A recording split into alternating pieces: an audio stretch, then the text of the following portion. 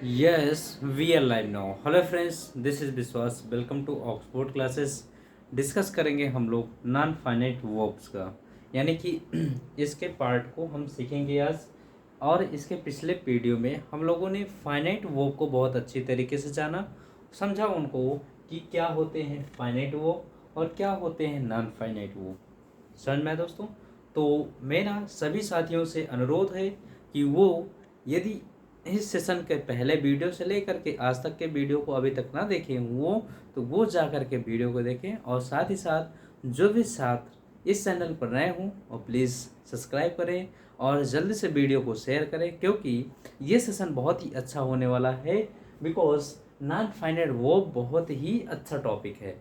इसमें मैक्सिमम यानी कि 100%, मैं टीचर की बात करूं या फिर स्टूडेंट की बात करूं, तो ये ऐसा टॉपिक है कि इसमें आपको थोड़ा सा कंक्लूजन दे करके टीचर आगे बढ़ जाते हैं और बच्चा भी थोड़ी सी बातें सीख करके संतुष्ट हो जाता है।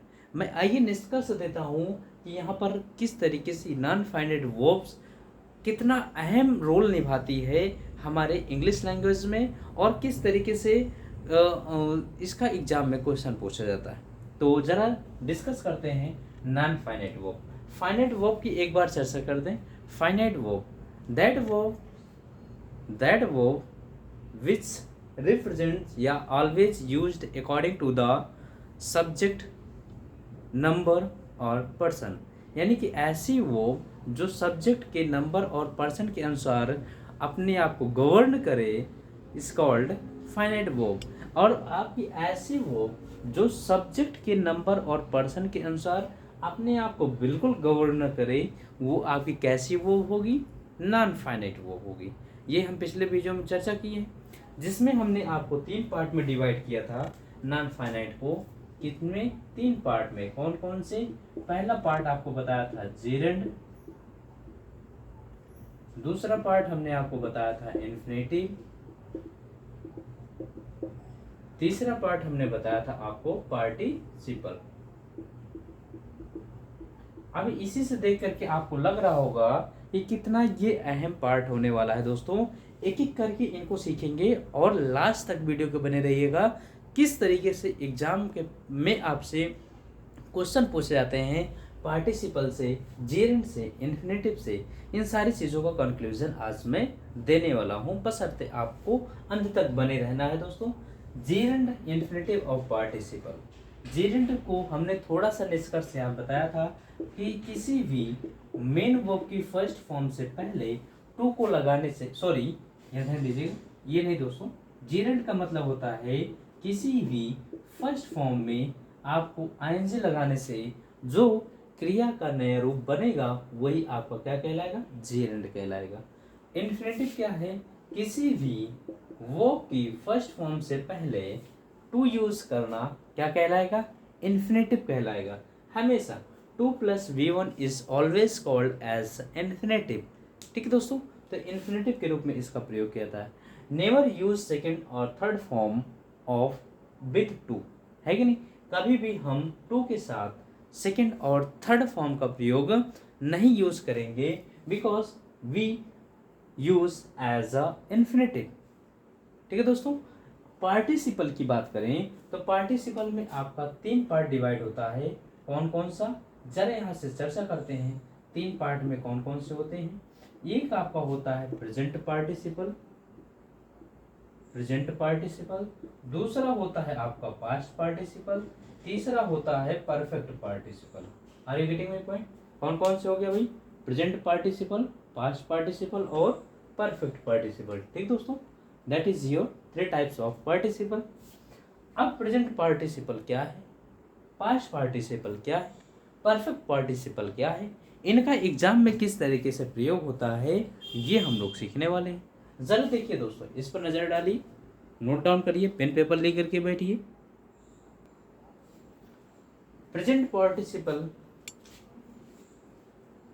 कैसे प्रयोग किया था थोड़ी सी यहाँ देंगे आपको, थोड़ा सा बताएंगे, फिर इनका डिस्क्रिप्टिव रूप हम दिखाएंगे। प्रेजेंट पार्टिसिपल यूज होता है वर्ब की फर्स्ट फॉर्म में आईएनजी लगाने से, पास्ट पार्टिसिपल होता है वर्ब की थर्ड फॉर्म लिखने से, परफेक्ट पार्टिसिपल होता है हैविंग के साथ मेन वर्ब की थर्ड फॉर्म लगाने से, क्या लगाने से, हैविंग के साथ मेन वर्ब की थर्ड फॉर्म लगाने से आपका परफेक्ट पार्टिसिपल तैयार होता है। बात समझ में क्या दोस्तों, प्रेजेंट पार्टिसिपल, पास्ट पार्टिसिपल और परफेक्ट पार्टिसिपल, ये बात समझ में गई। तो यहाँ पर हम इनको पार्टिसिपल सीख रहे हैं। पार्टिसिपल में हमारा पिछले वीडियो इसी पर टॉपिक रहा है, प्रेजेंट पार्टिसिपल, वहाँ मैंने बता दिया कि आईएनजी फॉर्म में प्रयोग किया जाता है। ठीक है दोस्तों, आज हम सीखने वाले हैं पास्ट पार्टिसिपल, किस तरीके से पास्ट पार्टिसिपल का प्रयोग किया जाता है। आइए सीखते हैं दोस्तों पास्ट पार्टिसिपल का प्रयोग। हेडिंग डाल लीजिए दोस्तों, यूज ऑफ पास्ट पार्टिसिपल। देखिए दोस्तों बहुत अच्छा टॉपिक है, use of past participle, past participle. अब पास्ट पार्टिसिपल जानने के लिए हमेशा जान लीजिए मेन वर्ब की थर्ड फॉर्म, कौन सा form, we always use in the form of part participle of main verb third form of the verb, यानी कि हम हमेशा पास्ट पार्टिसिपल के रूप में मेन वर्ब की थर्ड फॉर्म का प्रयोग करते हैं, कभी भी किसी अन्य फॉर्म का प्रयोग नहीं करते दोस्तों। ठीक है भाई, चले, कोई बात दिक्कत, कोई दिक्कत, ठीक। आइए समझते हैं। अब ये थर्ड फॉर्म हम यूज कहाँ कहाँ करते हैं, तो पहली कंडीशन ये है इसकी कि हम लोग जब क्या बनाते हैं, परफेक्ट टेंस बनाते हैं। क्या बनाते हैं, परफेक्ट टेंस। आप ध्यान समझिएगा दोस्तों, एक ही बात यहाँ से समझते चलिएगा। जब हम लोग परफेक्ट टेंस बनाते हैं तो वहां पर हम किसका यूज करते हैं, पास्ट पार्टिसिपल का।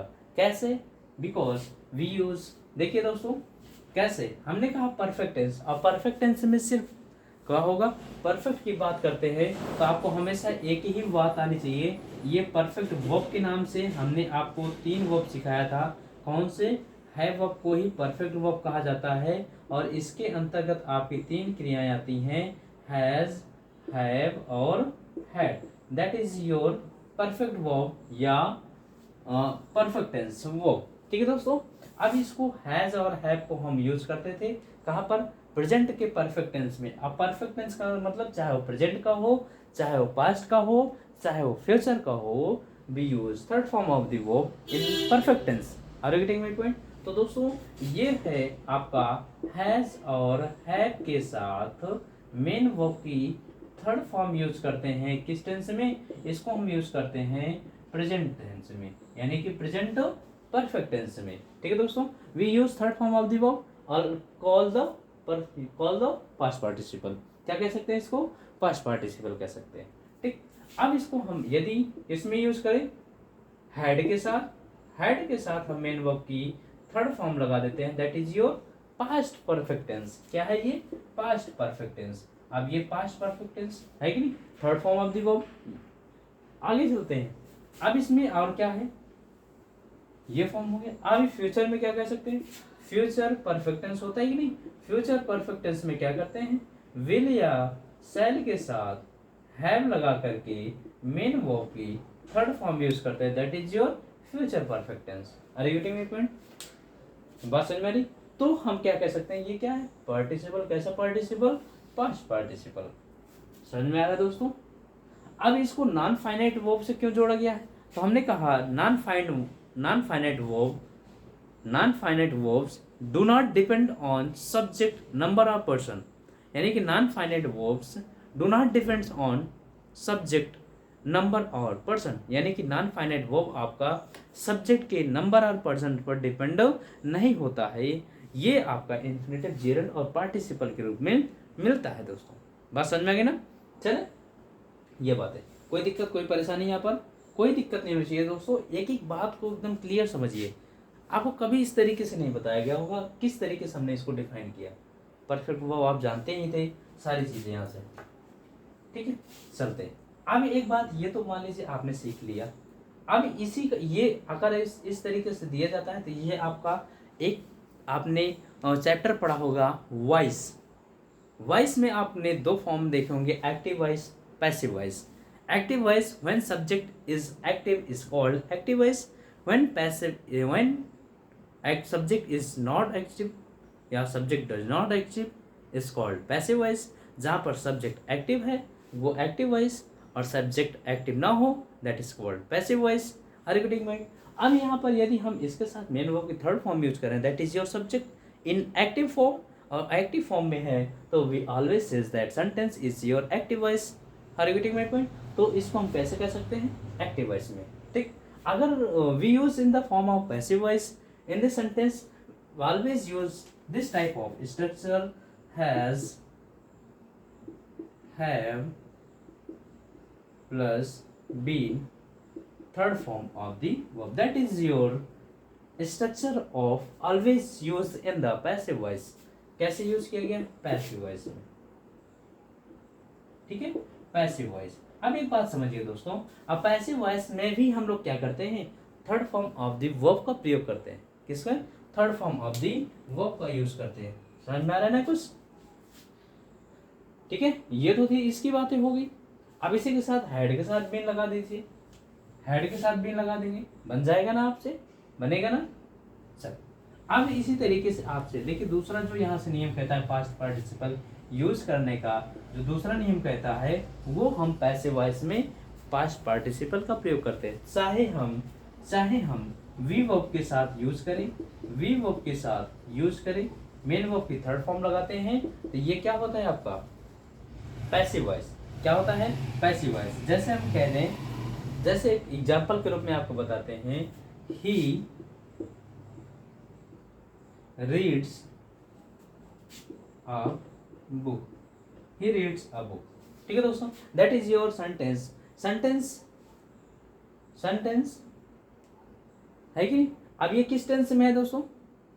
किस टेंस में? तो we say that your sentence in present tense, है कि नहीं? हम कह सकते हैं कि ये सेंटेंस किस टेंस में है? प्रेजेंट टेंस में है, because we use first form of the verb in s या es as a suffix of the verb, है कि नहीं? हमने एस या ईएस लगा रखा है वर्ब में। We say that verbs in use in present time, we always present time S या ईएस, तो हम प्रेजेंट टाइम में यस या ईएस यूज करते हैं, तो ये आपका प्रेजेंट टेंस हो गया। जब इसको हम बनाते हैं किस में? इसको पैसिव वॉइस में बनाते हैं, that is your active voice, क्योंकि सब्जेक्ट आपका रीड कर रहा है कि नहीं दोस्तों? जब सब्जेक्ट आपका रीड कर रहा है तो ये आपका एक्टिव वॉइस हो गया।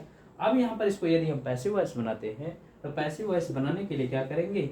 आप बुक, अब that is your active. Active में आपका प्रेजेंट टाइम में हेल्पिंग वर्ब क्या होती है? हेल्पिंग वर्ब होती है आपकी is am are, is am are. We say that is your to be verb in the form of is am are always use as third form of the verb. We say that your sentence in passive voice. इसमें passive voice. That is your subject is am are. That is your helping verb. Helping verb always takes main verb. A main verb third form of the verb we use in the form of passive. किसमें? Passive. A book is, अब इसको किसका? Main verb का third form लिखना है, तो क्या हो जाएगा? रीड। रीड, अब क्या पड़ेगा अभी? ये थर्ड फॉर्म है, रीड रेड रेड, फॉर्म एक ही होता है, प्रोनाउंसिएशन अलग होता है, स्पेलिंग सेम होती है। अब बुक इज, अब इसको हटा देते हैं, सब्जेक्ट के अकॉर्डिंग क्या लगाएंगे? इज आएगा, सिंगुलर सब्जेक्ट सिंगुलर वर्ब, उसके बाद क्या आ जाएगा? Red by. अब ये सब्जेक्टिव केस कहाँ चला जाएगा? ऑब्जेक्ट के रूप में, ऑब्जेक्टिव केस। तो that is your V verb, और ये that is your third form of the verb, और third form of the verb always called past participle. Are you getting my point? समझ आ गया दोस्तों? ये ठीक, कोई दिक्कत, कोई परेशानी यहाँ तक? ठीक है भाई, चलते हैं आगे चलें। यहां तक बताइए, कोई दिक्कत तो नहीं है? चलते हैं, आइए और कुछ बताते हैं थोड़ा सा। अब कहा जाता है कि एडजेक्टिव के रूप में भी पास्ट पार्टिसिपल का प्रयोग किया जाता है। एडजेक्टिव के रूप में कैसे? तीसरा पॉइंट, एडजेक्टिव के रूप में पास्ट पार्टिसिपल का प्रयोग किया जाता है। एडजेक्टिव के रूप में किसका प्रयोग किया जाता है? पास्ट पार्टिसिपल का। अब कैसे? अब ये कैसे संभव हुआ? एडजेक्टिव के रूप में पास्ट पार्टिसिपल का प्रयोग कैसे किया जाता है भाई, बताइए जरा। अब आप कह सकते हैं इस तरीके से, जैसे हमने कह दिया defeated team, defeated team, team that is your noun, noun qualifying word is called adjective. क्या कह सकते हैं? एडजेक्टिव कह सकते हैं, ठीक। तो हरी हुई टीम, अब इसी तरीके से हम कहते हैं ब्लूम्ड फ्लावर, ब्लूम्ड फ्लावर। अब ये क्या है? Flower that is your noun, noun qualifying word is called adjective. समझ में आ रहा है दोस्तों? तो हमने कहा कि एडजेक्टिव के रूप में भी पास्ट पार्टिसिपल का प्रयोग किया जाता है, ठीक है। अब इसी तरीके से आप लोग यूज कर सकते हैं, आपने देखा होगा लॉस्ट चाइल्ड। अब ये लॉस्ट, अब यहाँ पर आप वर्ड नोट कर लीजिएगा दोस्तों। देखिए मेरा एक ही पर्पज होता है, एक साथ जितनी भी चीजें आती जाए मैं आपको बताता चलो दोस्तों। तो यहाँ पर आप लास्ट का 2 वर्ड नोट कर लीजिए, LAST लास्ट मीन्स होता है, ये लेटर का सुपरलेटिव डिग्री होता है, जिसके मीन्स होता है अंतिम। क्या होता है? अंतिम। और ये लॉस्ट मिस होता है, LOST, लॉस्ट मिस होता है खोना। क्या होता है? खोना या गवा देना, ठीक है। लॉस्ट चाइल्ड, खोया हुआ बच्चा। क्या है? खोया हुआ बच्चा, ठीक है दोस्तों। चले अभी आगे। तो पास्ट पार्टिसिपल में कोई किसी को कोई परेशानी, कोई दिक्कत समझ में आ गया नहीं है बात? आगे चलते हैं। अब ले चलते हैं हम आपको परफेक्ट पार्टिसिपल की तरफ। परफेक्ट पार्टिसिपल,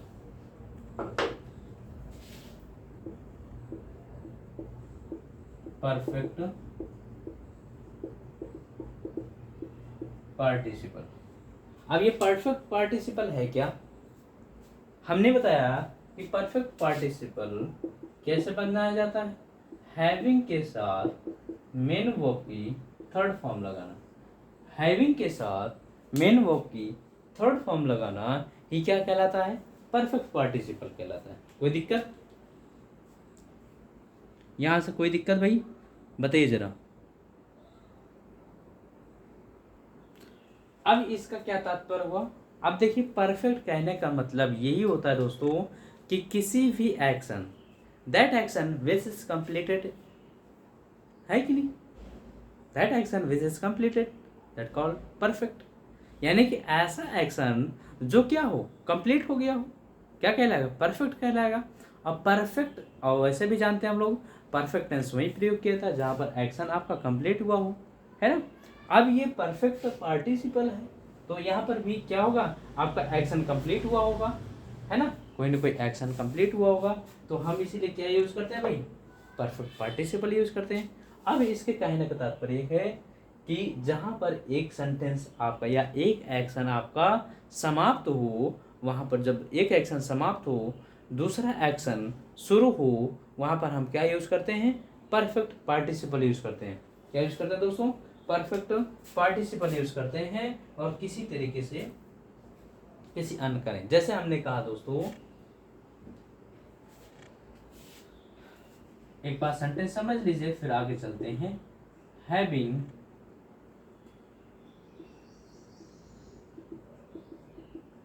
रिटन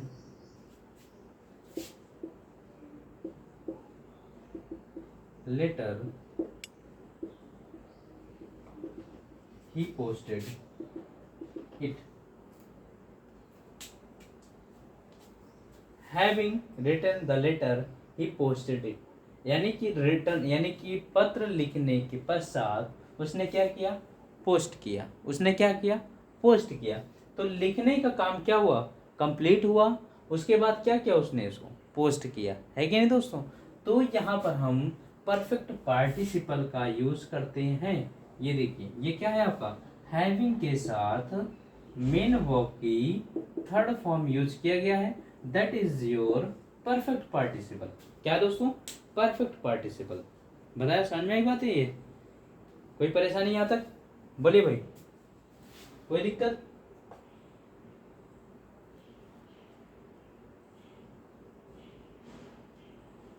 ठीक है ना? चले आप देखिए जरा समझिए। ये आपका एक सेंटेंस था, यहाँ पर मैंने बताया किस तरीके से परफेक्ट पार्टिसिपल का प्रयोग किया था।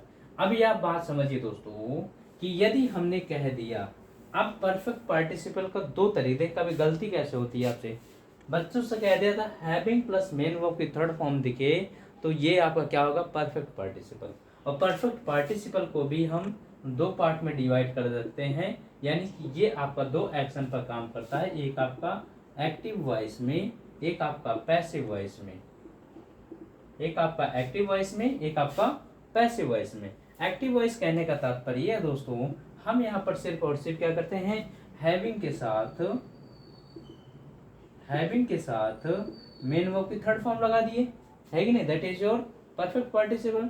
लेकिन पैसिव वॉइस में, जैसे इसका एग्जांपल देते हैं, having written, having taken, having written. ठीक है, चलिए अब पैसिव वॉइस की बात करें तो पैसिव वॉइस में आपको क्या होगा, हैविंग तो होगा ही होगा, हैविंग के साथ आपको क्या लगाना पड़ेगा दोस्तों, पैसिव वॉइस बनाने के लिए हम बीन का प्रयोग करते हैं। यदि थोड़ा सा भी आप पैसिव वॉइस पढ़े होंगे तो वहां पर आपको पता चला होगा, हैविंग के साथ बीन लगाएंगे, उसके साथ मेन वर्ब की थर्ड फॉर्म यूज करेंगे। अब इसके लिए क्या करेंगे, अब इसी का हम पैसिव वॉइस बना सकते हैं, हैविंग बीन रिटन, ये ठीक है। अब इसी तरीके से हैविंग बीन टेकन, इसी तरीके से हैविंग बीन रिटन। रिटन तो आपने लिखा ही होगा, लिखा ही है तो, या ईटन लिख लीजिए, ईटन। ठीक है दोस्तों, बात चल रही है ना। तो इस तरीके से हम परफेक्ट पार्टिसिपल का प्रयोग करते हैं। कोई दिक्कत यहां तक? ठीक है, ये बात समझ में आ गई। चलिए आइए अब हम अपने टॉपिक पे चलते हैं। ये तो आपने देख लिया कि एक्टिव वॉइस में कैसे बनाया जाता है और पैसिव वॉइस में किस तरीके से इनका प्रयोग किया जाता है। ठीक है भाई, चलिए आइए चलते हैं।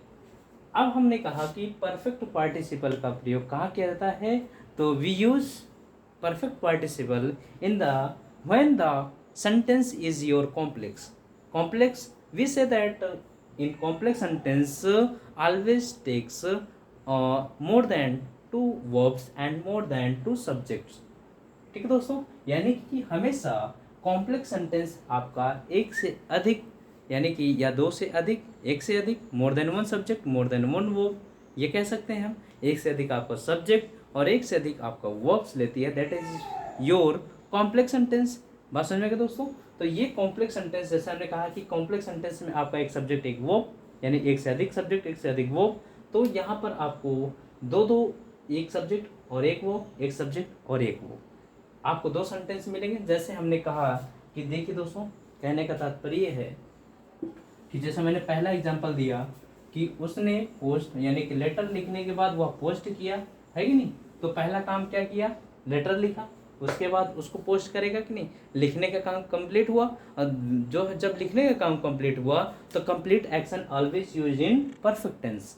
किस में यूज होता है, परफेक्ट टेंस। या फिर हम जब वो एडजेक्टिव का काम करेगा तो हम परफेक्ट पार्टिसिपल के रूप में यूज कर लेंगे। जैसे हमने कहा दोस्तों, हैविंग, यही था सेंटेंस आपका, written the letter, having written the letter, he posted it, यानी कि लिखने के बाद वो अपने लेटर को कंप्लीट किया। ठीक है दोस्तों, चले आगे। अगर इसको इस देखिए एक दूसरा सेंटेंस दे दे इस तरीके से, आफ्टर कंप्लीटेड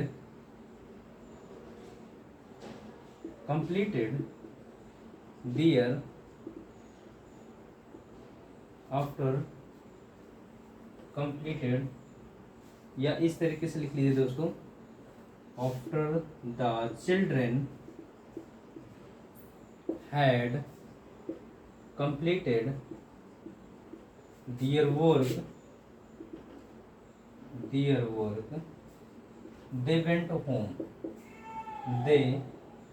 went home। ये सेंटेंस है आपका, इसको कंप्लीट करिए जरा, बनाइए इसको भाई, they went home। ये होम लिखा है भाई, होम। ठीक, तो after the children had completed their work they went to home. ठीक, अब ये सेंटेंस है आपका। इस सेंटेंस को अभी थोड़ा सा अटपटा लग रहा होगा, तो हम इसको इधर कर लेते हैं। कैसे? हमने कह दिया they went home, they went home, यही लिख दिया, है कि नहीं। अब इस यहाँ पर मैंने क्या लगाया, कॉमा लगाया दोस्तों। अब इसको, इस कंजंक्शन को हम यहाँ लिख देते हैं, after the children had completed work, है कि नहीं। यानी कि they went to home after, यानी कि वे घर चले गए काम करने के बाद। तो इसको यदि आपको यूज करना है कैसे, पास्ट पार्टिसिपल में। पास्ट पार्टिसिपल कहने का मतलब ये होता है दोस्तों कि जरा ये बताइए, आपसे जो गलती पूछता अभी बताऊंगा मैं कि किस तरीके से आपसे कॉम्पिटिटिव एग्जाम, ये आपका एकेडमिक है जो 11th और 12th में आपसे इस तरीके से क्वेश्चन यहाँ पर देके पूछता है। अब देखिए अभी कैसे कॉम्पिटिटिव एग्जाम में आपसे पूछता है कि किस तरीके से यहाँ से पूछता है। यहाँ पर देखिए दोस्तों, पहली बात हमने कहा having after the children had completed their work, है कि नहीं। यानी कि बच्चों ने अपना काम कंप्लीट किया। अब बच्चे देख किसके लिए आया है, इन बच्चों के लिए आया है। किसके लिए आया है, बच्चों के लिए आया। ठीक है दोस्तों, तो यदि हम जब एक ही सब्जेक्ट दो दो काम कर रहा है तो वहां पर हम सब्जेक्ट को लिखते नहीं है। जरा देखिए, समझिए कैसे। अब यहाँ पर चिल्ड्रन कंप्लीट किया और वही घर गए, जो काम को कंप्लीट किया वही घर गया, है ना। तो जो काम कंप्लीट हुआ उसको हम किस में यूज करेंगे, परफेक्ट पार्टिसिपल में। कैसे यूज करेंगे जरा समझिए। क्या कर देंगे दोस्तों, अब इसको हम परफेक्ट पार्टिसिपल यूज करना है। क्या करेंगे, हैविंग कंप्लीटेड देयर वर्क, ये आपको आ गया, है कि नहीं। अब कौन घर गया, दे वेंट होम, यही तो है ना, they went to home. Having completed their work they went to home. अब यहाँ से आपसे कोई थोड़ी समस्या आ सकती है, जो एग्जामिनर आपसे कभी गलती पूछता है। यहाँ पर कंप्लीट काम कौन कंप्लीट कर रहा है, यही तो कर रहे हैं ना, यही तो कर रहे हैं ना भाई, यही तो काम को कंप्लीट कर रहे हैं, तभी तो कर गए। तो क्या अगर कभी भी ऐसे सेंटेंस में कुछ समस्या उत्पन्न हो तो आपको, यदि आपको एक ही सब्जेक्ट दिख रहा हो और आपको वर्ब कई सारे दिख रही हो, तो आपको इस सब्जेक्ट को, यानी कि जो लास्ट वाला सब्जेक्ट है या इस सब्जेक्ट को, सेकंड वाले सब्जेक्ट को उठा करके पहले वाले वर्ब के पास रख दीजिए। और जब वर्ब के पास रख देंगे तो आपको क्लियर हो जाएगा कि ये आपका सब्जेक्ट का काम कर रहा है। यहाँ पर मैथ्स हो रहा है कि नहीं हो रहा है, जरा देखिए रख करके। तो क्या हो जाएगा, ये काम क्या होगा, they had completed their work, वो काम को कौन कंप्लीट किया, ये तो किए हैं। तो आपका सब्जेक्ट मैथ्स हो गया, है कि नहीं। सब्जेक्ट क्या हो गया, मैथ्स हो गया। और सब्जेक्ट मिसमैच की कहानी इसी में आती है कि एग्जामिनर आपसे क्या करता है, सब्जेक्ट मिसमैच देता है। जैसे अभी हम आपको समझाते हैं कैसे। देखिए दोस्तों किस तरीके से देता है, समझिए।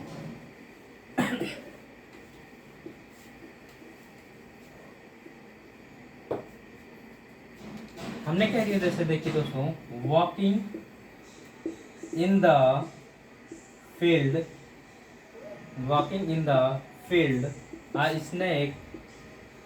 a snake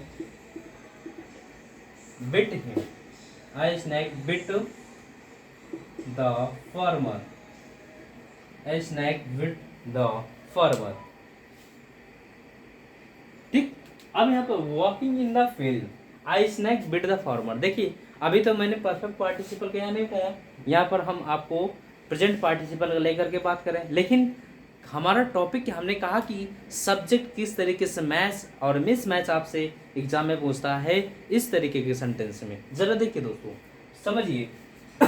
हमने कहा कि यदि यहाँ पर आपको सब्जेक्ट क्लियर ना हो, वॉकिंग इन द फील्ड, कौन टहल रहा था, तो आप देखिए समस्या उत्पन्न हो गई। अब यदि पहला सब्जेक्ट यहाँ पर रख सकते हैं तो रखिए जरा। अब आइए यहाँ पर इसको रख देते हैं, क्या कर देगा भाई, I snake is walking in the field. तो समझिए दोस्तों, स्नैक ये इस तरीके से सेंटेंस हो जाएगा, is walking in the field,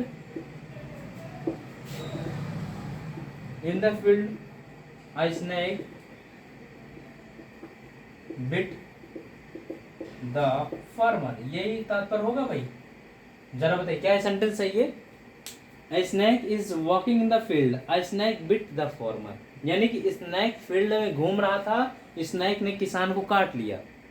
बताइए जरा, इसका तो ये तो तात्पर्य हुआ ना दोस्तों, स्नैक फील्ड में घूम रहा था और स्नैक ही काट लिया। ये सब्जेक्ट मिसमैच का जो है सेंटेंस है दोस्तों। किस तरीके से आपको एग्जाम पूछता है, तो यहाँ पर सब्जेक्ट आपका बिल्कुल मैच नहीं कर रहा है। यहाँ देखिए, तो बिल्कुल यहाँ पर सब्जेक्ट आपका मिसमैच की कहानी है। तो आप क्या करेंगे, इसको सही कैसे करेंगे भाई, जरा बताइए।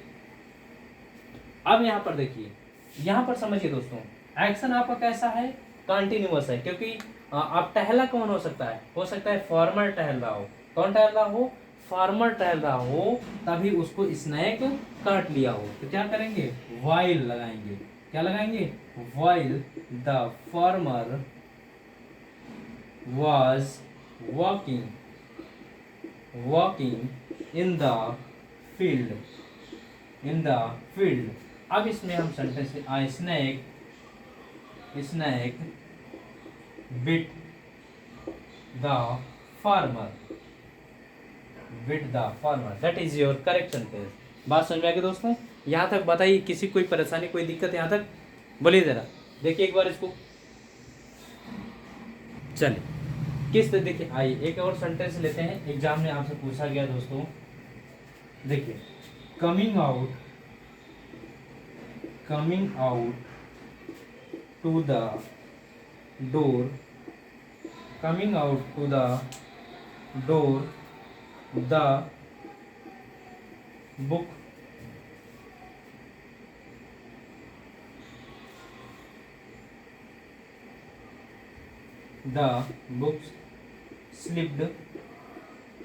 slipped her hand। जरा बताइए दोस्तों, ये आपसे पूछा जाता है, coming out to the door the book slipped her hand, ये गलती आपसे पूछी जाती है। देखिए दोस्तों, हमने आपसे कहा था कि अंत तक हमारे साथ बने रहेंगे तो आपको हर एक टॉपिक को मैं पार्टिसिपल में आपसे किस तरीके से गलतियां पूछी जाती हैं आपके एग्जाम में, वो मैं आपसे ज़रूर कराऊंगा। अब यहाँ समझिए, मिसमैच ऑफ द सब्जेक्ट का गलती आपसे यहाँ पूछी जाती है पार्टिसिपल में। देखिए दोस्तों, कैसे आपको हमेशा जब कभी भी मिसमैच ऑफ द सब्जेक्ट की कहानी आए तो आप हमेशा सेकंड सब्जेक्ट को, यानी कि जो सब्जेक्ट दिया गया हो, यदि यहाँ पर पहले वाले वर्ब के अकॉर्डिंग, पहले वाले वर्ब के पास रखिएगा, उसके बाद सेंटेंस को बनाइएगा। यदि सब्जेक्ट मैच कर जा रहा है तो आप उस तरीके से यूज करिएगा, वरना आप जो है यहाँ पर मिसमैच की कंडीशन होगी। जरा देखिए यहाँ पर, अब हमने कहा coming out to the door, अब डोर दरवाजे की तरफ कौन आ रहा था, तो यदि हम इसको यहाँ पर रखते हैं, कहाँ पर, इस पर, यहाँ पर, जरा बताइए इसको रखिए, इसको क्या करेंगे, the books coming out to the door, क्या हो जाएगा, द बुक्स, ये होगा ना, the books were coming out to the door, यही तो होगा, the books coming out to the door. तो क्या किताब जो है डोर की तरफ आएगी दोस्तों, है कि नहीं, किताब डोर की तरफ आएगी, जरा बताइए। द बुक स्लिप है तो नहीं आएगी ना, तो किताब यानी कि डोर की तरफ कोई और पर्सन आ रहा होगा। अब यहाँ पर हर दिया गया है, हर दिया गया है ना, तो हर को यहाँ पर रखिए, कौन आ रहा था, ये आ रहा था, यही किताब यानी कि डोर की तरफ आ रही थी, तब उसके हाथ से क्या हुआ, बुक फिसल गई। यहाँ क्या करेंगे, जरा बताइए, ठीक है, समझ में आ गया ये। तो the books were coming out to the door, अब यहाँ पर लिख लीजिए द, बाकी ये सारा सेंटेंस। तो यहाँ पर आपका बिल्कुल, आपको देखिए मिसमैच दिख रहा है, तो बुक्स जो है डोर की तरफ नहीं आएगा, कौन आएगी, सी, यहाँ पर सी दे रखा है, तो सी को सब्जेक्ट बनाइए, क्या लिखेंगे दोस्तों, she was coming out to the door. अब ये कौन आ रहा था, सी आ रही थी, है कि नहीं। अब उसके हाथ से क्या हुआ, the books slipped her hand. अब यहाँ पर बुक आपकी स्लिप कर गई उसके हाथ से, है कि नहीं, that is your correct sentence. बात समझ में गई दोस्तों, तो इसको आप सही करने से ये आपसे गलती यहाँ पर मिसमैच के रूप में पूछा जाता है, ठीक है दोस्तों। अब यहाँ पर जरा एक बात समझिए, तो आपका एक्शन कैसा, कंटिन्यूअस है, तो कंटिन्यूअस एक्शन के लिए क्या लगाएंगे, वाइल, क्या लगाएंगे, वाइल शी वाज, जब वह दरवाजे की तरफ आ रही थी तो उसके हाथ से क्या हो गया, बुक को स्लिप कर गई। तो यहाँ पर क्या लगाएंगे, व्हाइल शी वॉज। जैसे यहाँ पर वॉकिंग इन द फील्ड, यानी कि कौन टहल रहा था, फॉर्मर टहल रहा था, तो while the farmer was walking in the field a snake biting. एक सेंटेंस और देता हूँ आपका सब्जेक्ट मिसमैच का, उसके बाद आगे चलते हैं। गारंटी के साथ कहता हूँ दोस्तों, आप बिल्कुल जो है धैर्यपूर्वक और एक जगह रुक करके आप कोई भी टॉपिक से पढ़ेंगे तो बिल्कुल समझ में आएगा। और दोस्तों आप लोगों को मैं आपको एक जानकारी दे दूं कि हमारा जो 8726704008 ये नंबर है, इस पे आप लोग जानकारी भी ले सकते हैं। हमारा इंग्लिश का फंडामेंटल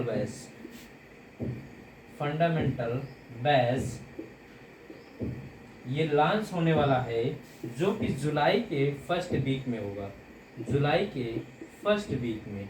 ठीक है दोस्तों, ये फर्स्ट वीक में। तो आप लोग इस नंबर से आप कांटेक्ट कर सकते हैं, वहाँ पर मैं आपको एड्रेस और लोकेशन आपकी सारी जानकारी दे दूंगा, या व्हाट्सअप कर सकते हैं दोस्तों 8726704008 पर आप यहाँ संपर्क कर सकते हैं। इंग्लिश का फंडामेंटल बेस जुलाई के फर्स्ट वीक में शुरू होने वाला है, जो कि इंडिविजुअल होगा, इंडिविजुअल है ये इंग्लिश वाली जो बच्चे CGL CHSL MTS यानी कि सेंट्रल लेवल की वैकेंसी या फिर डिफेंस की, यानी कहने का मतलब NDA CDS की जो तैयारी करने वाले बच्चे हैं, ये हमसे संपर्क कर सकते हैं। आपको बेस यानी कि जो कोर्सेस होंगे वो पूरी तरीके से फंडामेंटल होंगे, इंडिविजुअल बेस होगा, और सारे चैप्टर और सारे कॉन्सेप्ट आपको दिए जाएंगे। ठीक है दोस्तों, इस नंबर पर आप व्हाट्सअप करके संपर्क कर सकते हैं या कॉल कर सकते हैं। बिल्कुल आपको लोकेशन और जगह आपको बता दी जाएगी। Interested candidate welcome to the in my coaching centre. ठीक है दोस्तों, चलिए आइए चलते हैं, एक और आपको कॉन्सेप्ट देते हैं।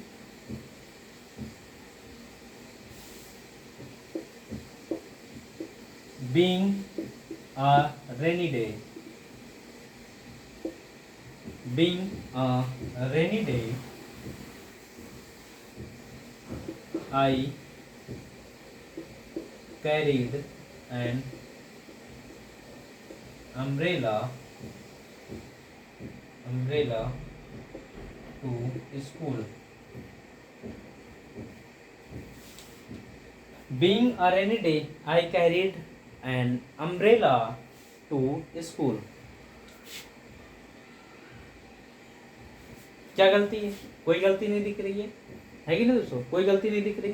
बीइंग अ रेनी डे, अब हमने कहा इस तरीके की सेंटेंस हमेशा आपको सब्जेक्ट मिसमैच की कंडीशन देखनी होती है। इस सब्जेक्ट को यहाँ पर रख दीजिए, यहाँ पर रखेंगे तो क्या, I am a rainy day, I was a rainy day, क्या मैं एक बरसात का दिन था, है कि नहीं। तो बिल्कुल ये गलत बात है कि यहाँ पर सब्जेक्ट क्या है, सब्जेक्ट मिसमैच है, मिसमैच है। ठीक है दोस्तों, सब्जेक्ट मिसमैच है तो हम क्या करेंगे भाई, अब जब रेनी डे है तो रेनी डे यानी कि जहाँ पर वर्षा दिन दिनांक ऐसे कुछ मौसमी घटनाएं हो, वहाँ पर हम ऑलवेज यूज और इट इंट्रोडक्टरी सब्जेक्ट, क्या इट और देयर, तो यहाँ पर क्या यूज करेंगे, इट की वजह से क्या आ जाएगा, वॉज लगा देंगे। इट वॉज रेनी डे, कैसा दिन था, बरसात का दिन था, तो क्या ले लिए भाई, आई कैरिड, मैं कैरिड ले गया था एक अम्ब्रेला, कहाँ ले गया था भाई, टू स्कूल। क्या दिक्कत, कोई परेशानी यहाँ तक भाई, जरा बताइए। ठीक है ना, तो ये परफेक्ट पार्टिसिपल कॉन्सेप्ट है। यहाँ तक अगर किसी को कोई परेशानी हो, कोई दिक्कत हो तो बताइए दोस्तों। उम्मीद है सेशन आपको समझ में आया होगा कि पास्ट पार्टिसिपल में क्या कंडीशन है, किस तरीके से उनका प्रयोग किया जाता है, परफेक्ट पार्टिसिपल में इनको हम किस तरीके से प्रयोग करते हैं। कोई दिक्कत यहाँ तक, कोई परेशानी, तो आप पिछला वीडियो भी देखेंगे, इस वीडियो को भी देखेंगे, तो वहाँ पर आपको प्रेजेंट पार्टिसिपल और नॉन फाइनाइट वो की कंडीशन पता चलेगी। वहाँ पर मैंने प्रेजेंट पार्टिसिपल को क्लियर किया, यहाँ पास्ट पार्टिसिपल को बताया और परफेक्ट पार्टिसिपल को बताया। अब बचा आपका इन्फिनेटिव और जीरेंड। इन्फिनेटिव और जीरेंड, इनकी कंडीशन बताएंगे दोस्तों नेक्स्ट वीडियो में। सेशन कैसा लगा आप लोग कमेंट बॉक्स में बताइएगा, है कि नहीं दोस्तों। तो आप लोग अभी तक जो भी कैंडिडेट इस चैनल पर नए हों वो प्लीज़ चैनल को लाइक शेयर करें और सब्सक्राइब करें। मिलते हैं आपको इन्फिनेटिव और जीरेंड की विशेष कंडीशन लेकर के कि हम इनको और किस नाम से जानते हैं, यानी कि इन्हीं को और डबल पार्ट्स ऑफ स्पीच कहा जाता है। डबल पार्ट्स ऑफ स्पीच क्यों कहा जाता है, इनका यूज़ हम कैसे करते हैं, इन सारी बातों को अध्ययन हम नेक्स्ट वीडियो करेंगे। तो दोस्तों मिलते हैं नेक्स्ट वीडियो में। बस एक ही कंडीशन, एक ही शर्त होनी चाहिए कि आई कैन डू इट, मैं इसे कर सकता हूँ और मैं इसे करूँगा। ठीक है दोस्तों, मैं इसे कर सकता हूँ और मैं इसे करूँगा और मुझे सीखना है दोस्तों। ये अगर आप ठान के चलेंगे तो 100% आपको अंग्रेजी से कहीं, यानी कि अंग्रेजी ही नहीं किसी भी सब्जेक्ट से आपको दूर भागना नहीं पड़ेगा दोस्तों। ठीक है, तो मिलते हैं नेक्स्ट वीडियो में, तब तक के लिए thanks for watching, thank you.